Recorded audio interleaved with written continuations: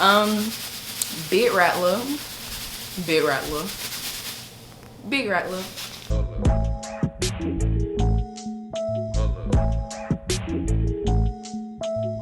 Hey y'all, welcome back to my channel. For those that don't know me, my name is India. It's nice to meet you. And for those who are returning, it's nice to see you again. Welcome back. I know it's been a long time, but I'm back. So today's video was actually very much highly requested, and basically what I'm gonna be going over today is what you guys should be doing once you've been accepted. It doesn't necessarily have to be accepted to FAMU or accepted to an HBCU, but just in general. It's gonna be specific to those things though. But everything I say in this video can be applied regardless of where you applied and got into. So let's go ahead and get into it. What should you be doing once you get accepted? So I have my notes on my phone. The first thing I put on here, which most of the stuff that I discuss honestly is a collection of things that I said within my Dare 26 and Beyond series. So if you haven't tuned in for that, definitely watch those videos. There's tons of information in it that is very much useful to the entire college process. You don't have to attend FAMU to watch. You don't have to be applying to an HBCU to watch. I dropped gems, I dropped a whole bunch of tips and tricks. Definitely tune into that. Also, if you have not seen my Miami vlog, I uploaded a vlog from the Orange Blossom Classic for FAMU. We went to Miami, we went to see the football game, so definitely tune in for that vlog. But yeah, I got a little sidetracked, so let's get back to the video. First things first, once you've been applied, you should definitely be focusing on scholarships.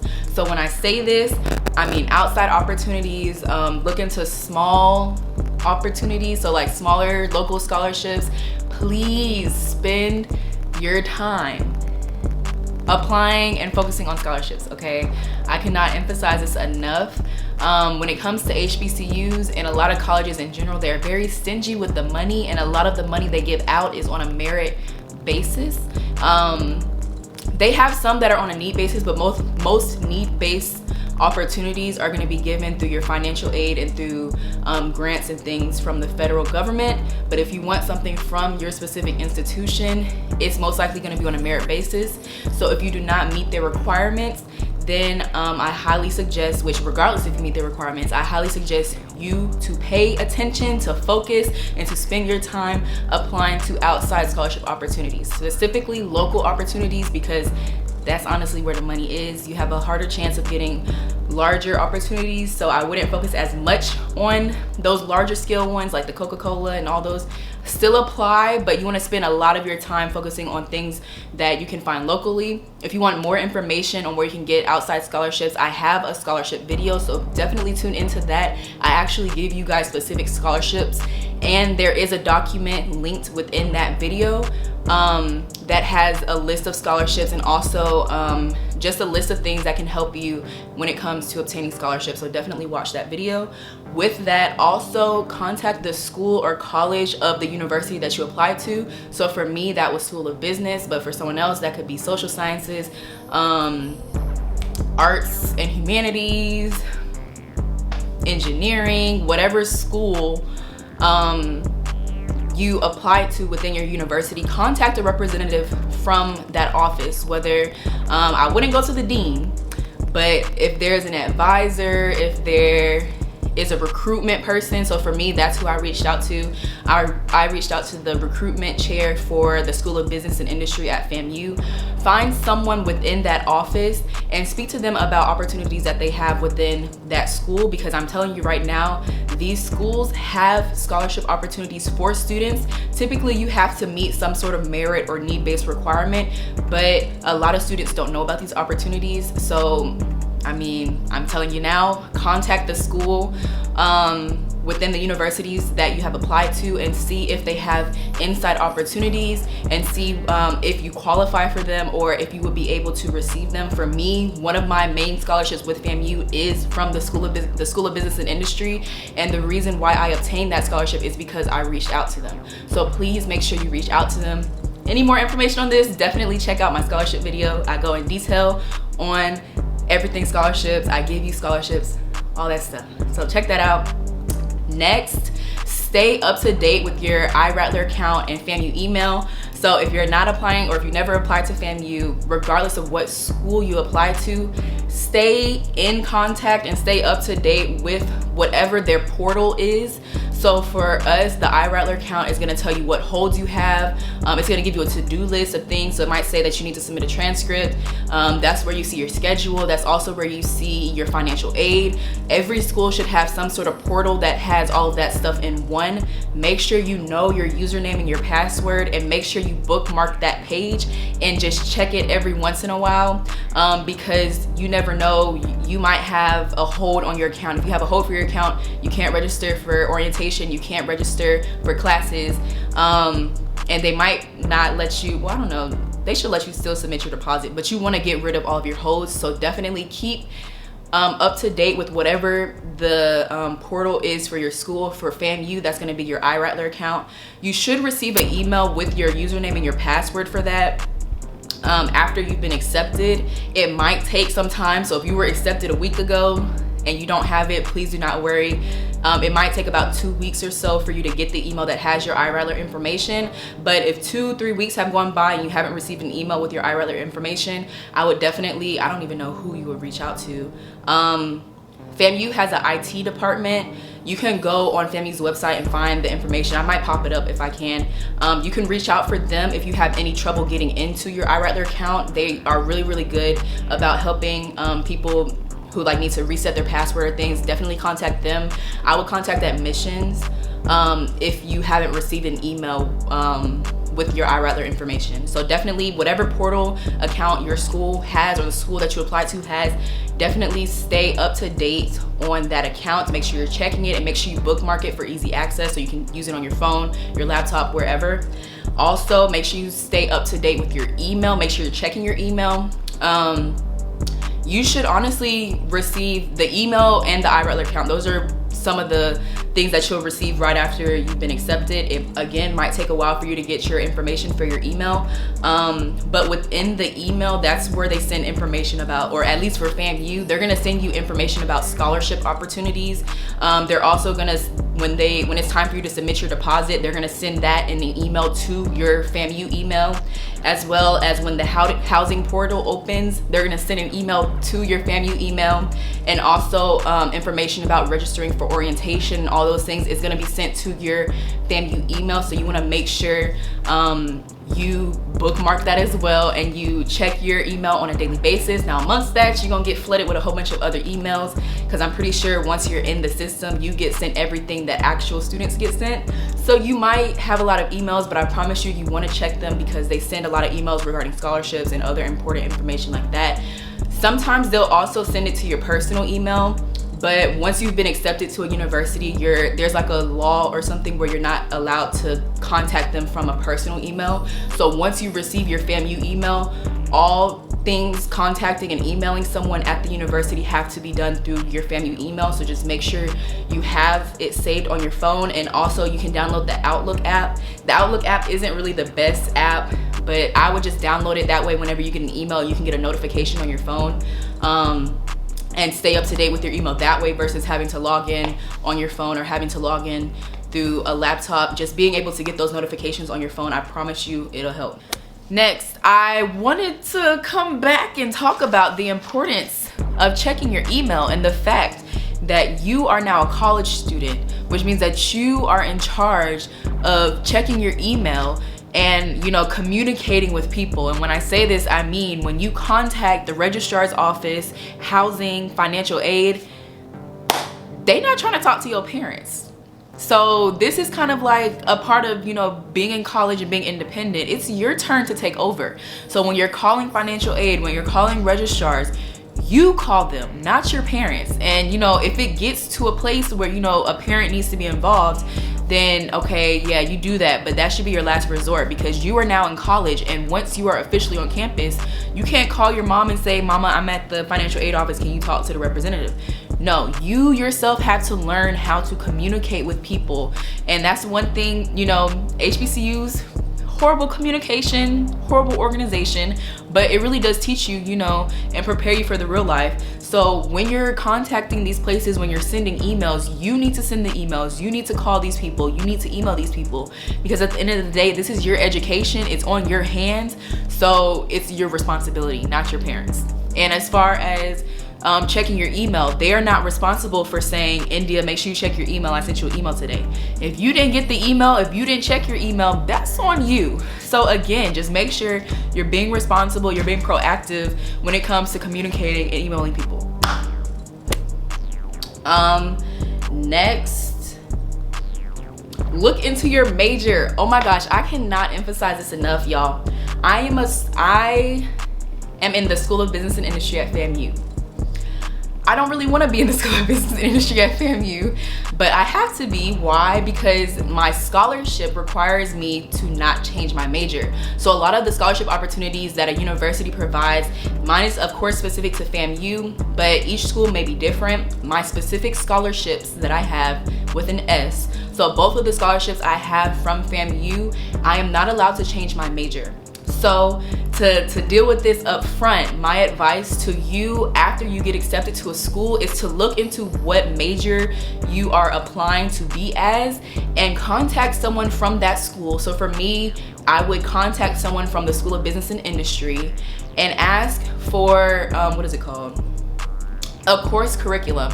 Now for SBI, our course curriculums are actually on the website, so you can just pull it up yourself.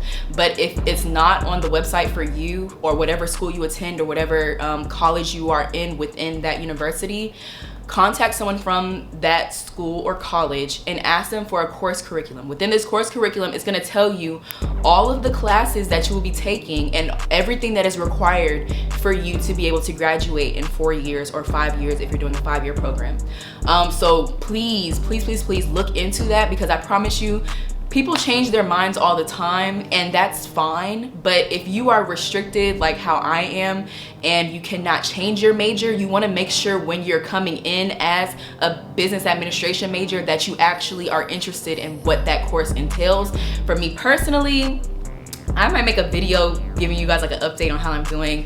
It's not that I don't like business administration, but I'm a creative person, and business is more, you know, analytics, just a lot of corporate kind of things. So I personally am thinking about public relations. I'll probably just minor in it since I can't change my major, but please look into you guys' majors and make sure it is right for you. If you don't have any restrictions, I would still suggest you do the same thing, because once you get to a certain point, especially if you've taken dual enrollment credits and if you're coming in as a sophomore or a junior, once you reach a certain point, changing your major can really delay your graduation. So you want to make sure you're coming in with a major that speaks to who you are and your interests. So definitely do that. Next, take a tour. So I don't know when I'm gonna upload this video, but I am planning on uploading a detailed FAMU tour. So I'll link it up here once it's created, unless it's already created, I don't know. And also I'm going to do a tour of each of the housing dormitories on the campus. I've had a lot of people ask me to do this, so I'm gonna give you guys a tour of each of the dormitories at FAMU. I'm gonna let you see inside of what the rooms look like. I'll let you see what it looks like inside of the dormitories. So definitely look into those videos. I will link them up here once they are created. But if you are able to, if you are close enough, and if you have the time to, definitely take a tour, because I'm telling you right now, taking a tour will kind of help you narrow down, you know, if you even want to go to that school. But for FAMU, the minute I got on campus, I knew this was home for me. So I'm telling you right now, if you've been accepted to FAMU, come see us. And if you are taking a tour, let me know. I'm sure I will see you on campus, but let me know. I would love to see you guys. I've had a lot of people DM me, whether regarding questions or if they've been here, or I've seen a lot of people who have taken tours and that have noticed me. I want to see you guys. I want to talk to you guys. So if you are touring, let me know. I would love to speak with you all, but definitely, if you can, definitely take a tour. If you are unable to, or if you are too far to make that trip, definitely check out my videos. I'm going to be as detailed as possible within them so you guys can really get a feel for the campus. Next, my advice would be to make a Twitter or an Instagram page. If social media is for you, because again, social media is not for everybody. Not everybody is on social media, but if you are on social media, or if you're okay with creating an account if you don't have one, I would definitely suggest that you get active on Twitter especially, and also on Instagram. This is just so that you can kind of find group me's, or get on the class page and kind of just network and meet people that either already go to the university or people that are in your shoes and that are also within your class. This will just help you kind of be able to kind of get a little social before you get there. But one thing I will say is watch what you say, how you say it, who you talk to, and what you tell them, because again, this is social media. So please, don't put up a front, don't act a fool over social media, because when you get here, So I definitely advise you guys get active on social media. Use hashtags. For me, it will be hashtag FAMU25 or hashtag HBCU25, whatever school you go to. I'm sure they have some sort of hashtag, but social media is really where you're gonna be able to meet other people who are going to that college or university. You can meet people who already go there. Like, I'll put my Instagram in the link below, but my Instagram is at Synai. I've had tons of people DM me. I am a person that responds, so if you DM me, I will respond as soon as I can. But if you guys have any questions, social media is really how you can reach out to people and begin to kind of create a network of people that go to the school that you're interested in. So I definitely suggest you guys get active on social media if you are able to. But again, watch what you say, how you say it, who you talk to, and just be cautious, because college is really just a huge high school. So drama, just stay away from it, okay? Once again, I forgot another piece of information. So another very important aspect after you've been accepted to a school is making sure if you've taken AP, IB, or dual enrollment credits that your stuff transfers. So with this process, and for FAMU specifically, you want to contact your registrar's office. You can also contact admissions as well, but basically the admissions office needs your test scores and dual enrollment, they need your transcripts, all that stuff. But registrar's office is where they're going to be processing your credits and adding that to how many credits you have as a student, and adding that towards your graduation requirements. Basically just, how do I want to say it? I don't know. Just make sure you remember to send your AP scores, because I actually forgot to send my AP scores because I took AP class. My last AP class was my sophomore year of high school, and then I just did strictly dual enrollment. Make sure you remember to send your AP credits, because it's not a part of the admissions process, or at least not for me, because all you have to send really is just your transcripts. And then if you did dual enrollment, you have to send your dual enrollment transcripts as well. So they already had that stuff, but I forgot to send over my AP credits. So just make sure you remember to send your AP credits.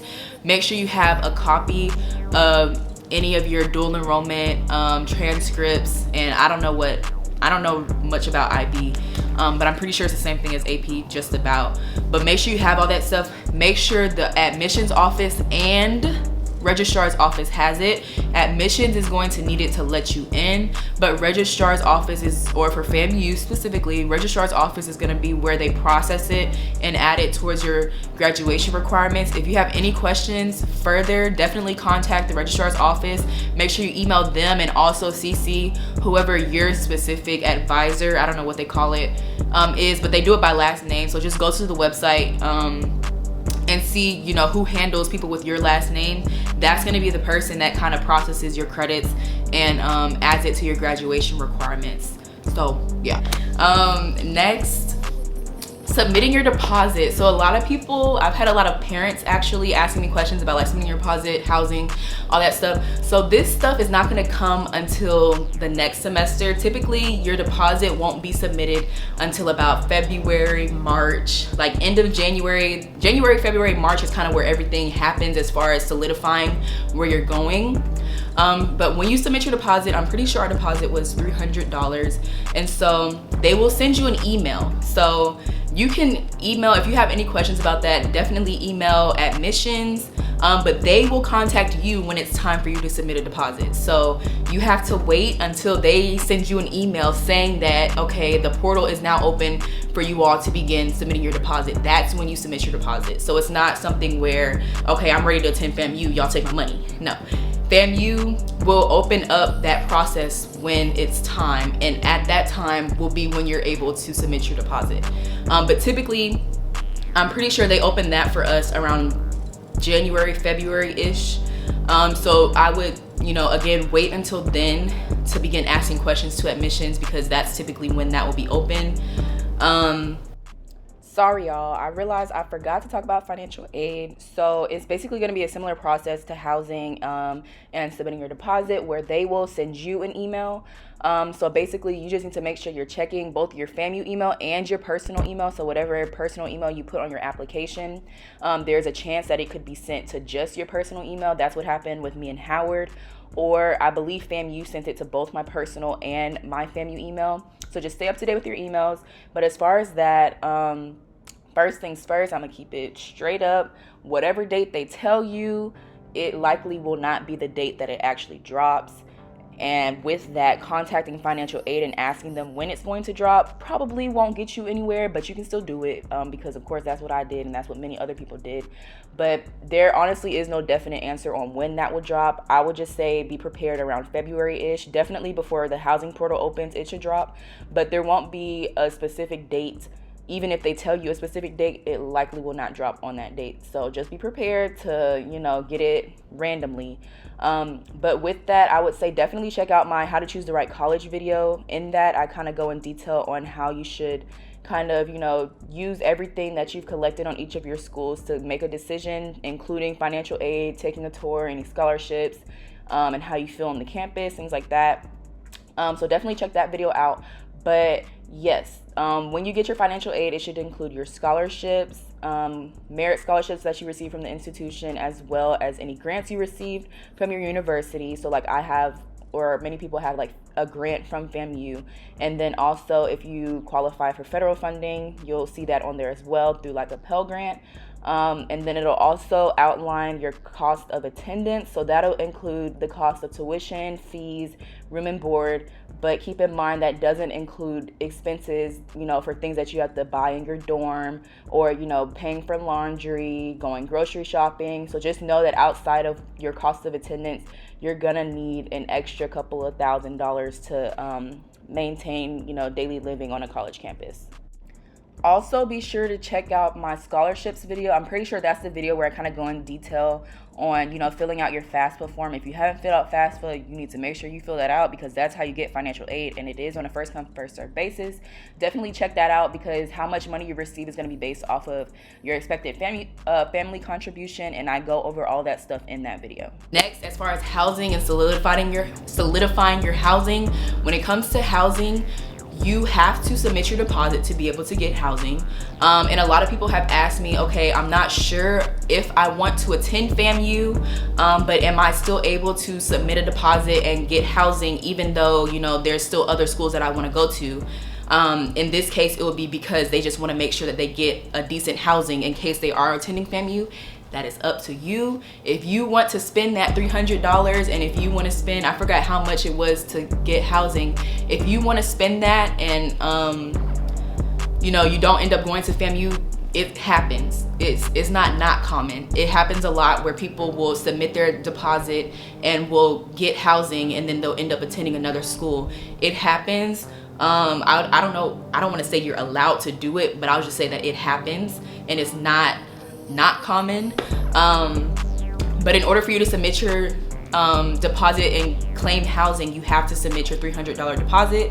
And housing is the same thing as submitting your deposit.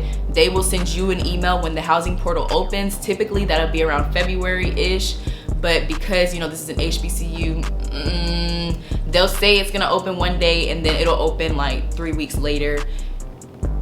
So you really just gotta stay connected to your email, and be ready whenever it does open. And if you are actually attending FAMU, just make sure you get on that portal as soon as it opens and you select your housing, because one thing I'll tell you is towers goes by fast. Okay, any nice housing, regardless of what HBCU you go to, is gonna go fast, and typically that's why people tend to just put the deposit down. But yeah, typically this is why people go ahead and submit their deposit and claim their housing even if they're not sure, because housing will go by fast. I will tell you that right now. But yeah, so for housing, they're gonna send you an email basically, and this email will be sent in like the spring area. So around February-ish, February, March, late January, they'll send you an email. The date might change, and of course, if you're not attending FAMU, then it'll be different regardless. But they're gonna send you that stuff towards the spring. Definitely not in the fall, but definitely within the spring, about February, March, end of January, kind of. Basically for FAMU, that process basically goes where they'll send you an email. You have to pay your deposit for housing, and then you have to wait an hour, and after an hour it'll automatically send you an email with the link to apply for housing. So at that point you would click the link and you would choose your housing, and then you would fill out everything you need to do that, and then you've applied for housing. For people that have a specific roommate, I'm pretty sure the process for that is just that you and that roommate have to choose the same room. I'm not really sure on that though, so definitely email housing with that question on if you have a roommate. But I'm pretty sure everyone I know that chose their roommate, them and their roommate just had to be on the housing portal at the same time and select the same room. So that's how that goes, but definitely email housing because they can give you a more definite answer. And then as far as if you want to stay in a living learning community, which is where I stay in the living learning community within Towers, which is basically where everyone on your floor has the same major. And so you create a really close-knit community because I'm really, really close with everyone that's in my LLC. As for LLC, you basically have to submit housing for a different residence. So this year LLC is in Towers North, so Towers North was not an option on the housing portal at all. So you would choose a different housing location. So you could choose Towers South or anything else, Samson Young, Faze, Palmetto, and Village isn't open to underclassmen traditionally, but you would choose a different housing option, and then at the end, so that basically secures your housing in case you don't get into LLC. But at the end of the application process was an application for LLC, so you would fill that out if you wanted to be in the living learning community, and then the advisors of that specific living learning community would reach out to you about what you would have to do as far as like interviewing or things like that. And then I didn't get notification that I was accepted into the LLC until about March, and it was late March. It was very late. So it was basically April when I found out that I was accepted into LLC. So until I was accepted into LLC, I was going to be staying in Young Hall, which is the traditional style girls, all girl dorm at FAMU. And I literally applied for housing on Valentine's Day. That's when I submitted my deposit and I applied for housing. It wasn't too long after the housing portal opened, but all the housing for Towers South was gone. So that's personally why I applied for LLC.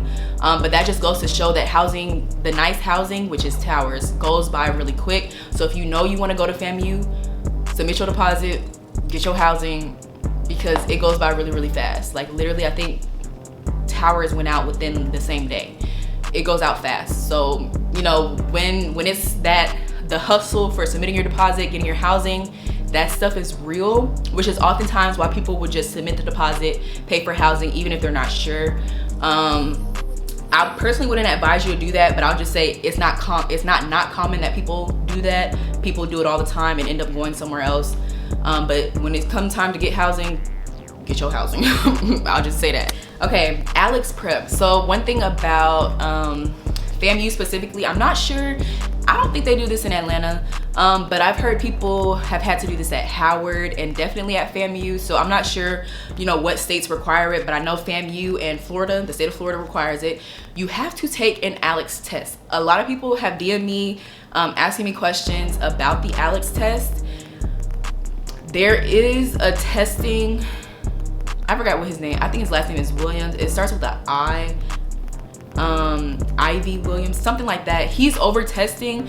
Direct all your emails to him. But I will just tell you now, everyone has to take the Aleks. It doesn't matter if you took dual enrollment classes, if you took AP classes and you got the passing score or you got the test score that you needed, you have to take the Aleks test. Doesn't matter. Say you took an AP calculus class and you got credit for it. You took the Aleks test and you didn't place into AP or not AP calculus, you didn't place into calculus, they're gonna make you take calculus over again. They're gonna place you into whatever math class you test into. So it doesn't matter how much credits you have from dual enrollment, IB or AP, what classes you've taken before. If you don't test into those classes within the Aleks test, they're going to make you retake it, or they're gonna put you in the class that you tested into.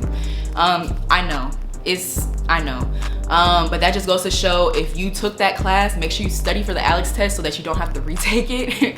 It was honestly like, when I was taking the Aleks test, it was like, oh my gosh, like, you know, I've already taken this class and I was doing it, I was testing for a scholarship. So I was like, I gotta get the score. But if you study for the Aleks test and if you do hours of prep, you will get a good score. Me, I did about 40 something hours of prep. The requirement is like 20 hours, but mind you, I was testing for a scholarship. Both of my scholarships were on the line if I didn't get the correct test score. So I had, like I was saying, both of my scholarships were on the line here, so I had to study for the Aleks, and I had to do 40 hours and make sure I got the passing score. Now for us, it was like a 61. I'm not gonna go to the test scores because I feel like it's gonna change. But basically, if you were like a STEM major, you had to get a 76. If you were non-STEM, you had to get like a 61. 76 would place you into business or calculus. I think it was calculus, and then business calculus was right under that. It would place you into calculus. 61 would place you into like, I don't know. But I scored a 76 and I did 40 hours of prep. And I'm really good at math. So that tells you a lot. So definitely study for the Aleks test. But any questions you have, please direct it to them.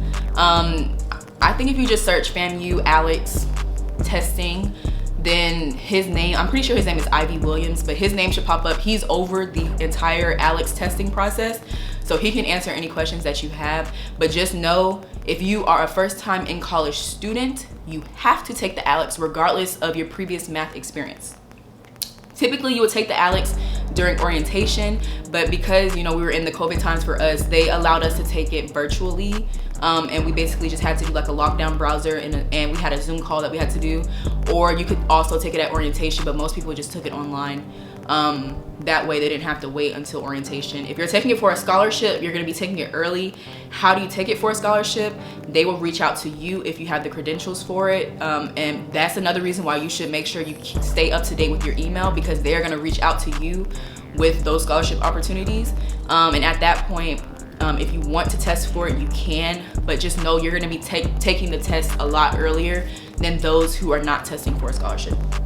So there's that. And I realized I forgot to tell you guys, as far as Aleks prep, they're gonna send you an email, and that email is gonna have a link. It'll have a login and everything. All the practice problems and prep to help you prepare for the Aleks is gonna be on that little course module that they send you. Again, check your email.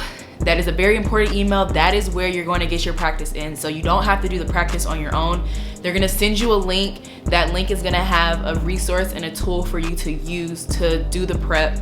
And basically you just do practice problems until you complete and get 100 in each of the math sections that they have. So an example would be like, they'll have trigonometry, they'll have algebra stuff, they'll have statistics stuff. You have to get 100 in each of them to be able to complete it. And then of course, as you get problems wrong, it'll take you away from 100. So yeah, it's like that, but they will provide you with the resource to practice for the Aleks exam. You don't have to do that on your own. Next, applying for orientation. So as far as orientation, they're not gonna send you that email out until like maybe a couple weeks before the first orientation session. So don't expect that until it's about summertime. And with that, they're gonna send you an email, which is another reason why you need to make sure you keep up with your email. They're gonna send you an email. In that email, it's gonna give you all the instructions you need to apply for orientation. If you haven't seen my orientation video, I include a vlog in there, and then I kind of talk about orientation, and I also give tips and tricks about the college process. That was part 2 of the FAMU 26 and Beyond series. Definitely watch that. But that's pretty much it for orientation. For us, we had 6 sessions, but I feel like they might have broken it up into more sessions because of COVID. And they did our sessions by major. I'm not sure if that's how they do it every time. That's just how they did it for us. It might change for you guys, but don't expect anything or any information about orientation until, you know, a couple weeks before the first session, which will definitely be in June, July-ish. So you should get an email like end of May, June, kind of. Next, I'm gonna end it off with tips. Most of these tips I talked about in that part 2 video that had the orientation and all that stuff, but I just wanted to reiterate some of this stuff because a lot of people have DM'd me. So again, I'm just gonna say them again. When you are sending emails, especially to an HBCU, please CC or BCC as many people as you can. Why? Because they don't like to respond, and they definitely don't like to respond in a timely manner. So you can email, you know, the main office. So you can email Office of Admissions, but also CC or BCC, you know, an advisor that's in there or the director of something. You can, I wouldn't email a dean because there's like a chain of command that has to, you know, to get up to the dean. But definitely an advisor, a director, a receptionist at the desk. Email, you know, copy those people in on that email so that they personally can get that email. That'll just allow for, you know, you to get an answer in a more timely manner. But don't be surprised if you send an email and it's, you know, a week later and you still haven't gotten a response. That's why you should CC and BCC as many people as you can, and do not be afraid to follow up. Following up is how you're gonna get answers, because I promise you there have been millions of times, I'm a student now and I still, you know, won't get a response, but if you follow up with them the next day or a couple days after, you're more than likely to get a response. But I will say wait at least 1 business day. If it's urgent, wait at least 1 business day. If it's not, 1 to 3 business days to get a response before sending a follow-up. But don't be afraid to send a follow-up, okay? Next, calling people. You're gonna have to call, you know, Office of Admissions, you're gonna call financial aid, you're gonna call housing. When you call these people, call them right when they open. If you call them at 1 p.m., 2 p.m., 3 p.m., 12 p.m., you're gonna be on hold. I'm just gonna let you know now. And then you might get a message after being on hold for 2 hours that says, we're sorry, nobody can get to the phone, and then it's gonna hang up on you and then you're gonna be mad. So when you are calling these offices, make time. If you can't call them, have somebody you know call them, or wait till a day where you can call them. You need to call them when they open. Typically that's gonna be 9 a.m. But when you call right at 9 a.m., you either will be on hold for about 5 minutes or they will pick up straight, like just straight up pick up. For me, they just always picked up when I called. So definitely call them right when, you know, they open. And when you're calling, just make sure you're respectful. So just be like, you know, good morning. You can ask them how they are. I always did that. Now you can get 2 different responses. You can get a I'm good, how are you? Or you can get a okay, what do you want? But always be respectful, because they don't have to help you, and if you have an attitude, they're not gonna want to. So always be respectful, you know, good morning.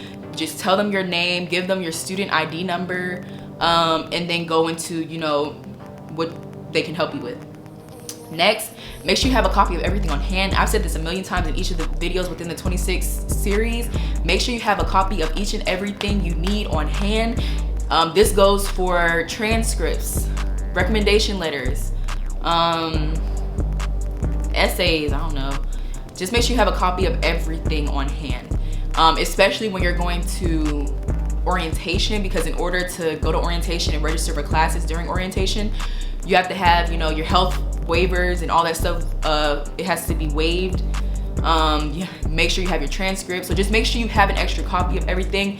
Even if it says that they've received it, make sure you call them, get the person's name who you called, and then have them confirm and pull it up that they have your information.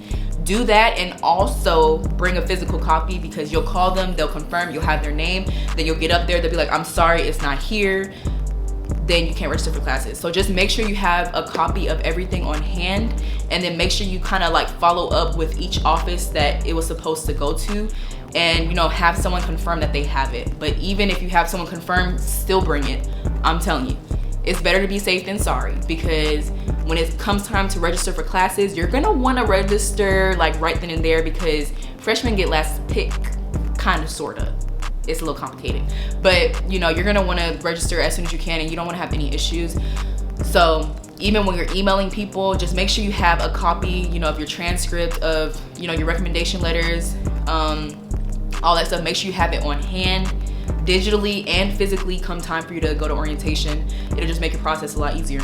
The last thing is to be polite but firm. Again, whenever you're communicating with anyone on an HBCU campus, FAMU's campus, or a college campus, just make sure you're being polite, but also that you're being firm. And when I say firm, what I mean is that you're, you know, stating what you want and making it clear that, you know, you need to see results, kind of, sort of, but also that you're not saying it in a disrespectful way, because you don't want to come off too nice, because when you come off too nice, they're just going to push things off. You know, they're not really going to get things done. But if you let them know, if you have receipts, if you know, if you're firm in your answers and in your responses and in communicating with them, they will more than likely be able to, you know, produce results and get you what you need. But always make sure that you stay polite. Whenever you're talking to someone on the phone, through email, or in person, just make sure you greet them first. So, you know, good morning, good afternoon, hope your day is well, whatever, blah.